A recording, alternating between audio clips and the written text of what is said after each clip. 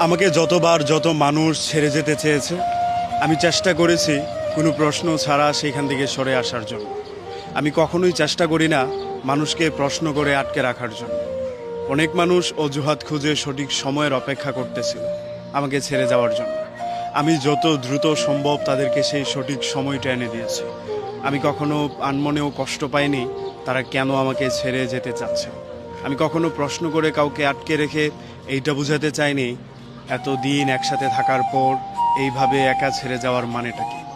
তুমি একা ছেড়ে যাওয়ার পর আমি কিভাবে থাকবো, আমার কষ্টটা কি তুমি বুঝো?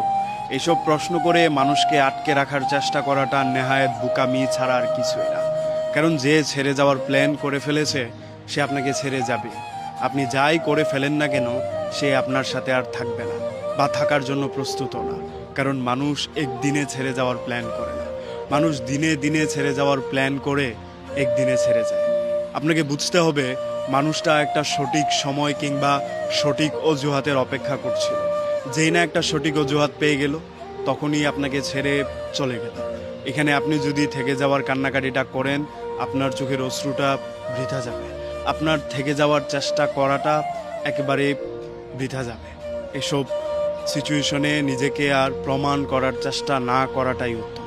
আপনি কখনো চাবেন না একজন মানুষ যখন অজুহাত দেখাবে সেটার পরিপ্রেক্ষিতে কোনো প্রশ্ন দাঁড় করিয়ে তাকে রেখে দেওয়ার চেষ্টা করা। এই জিনিসটা আপনাকে কষ্ট দেবে, এই জিনিসটা তার কাছে আপনাকে ছোট বানাবে। এইভাবে ছোট হতে যাবেন না, কারণ মানুষের কাছে ছোট হয়ে গেলে একবার পরে আর নিজের জায়গা তুলে ধরা যায় না।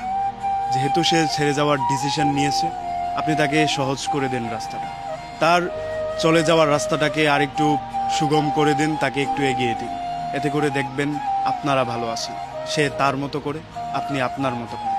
Thank you.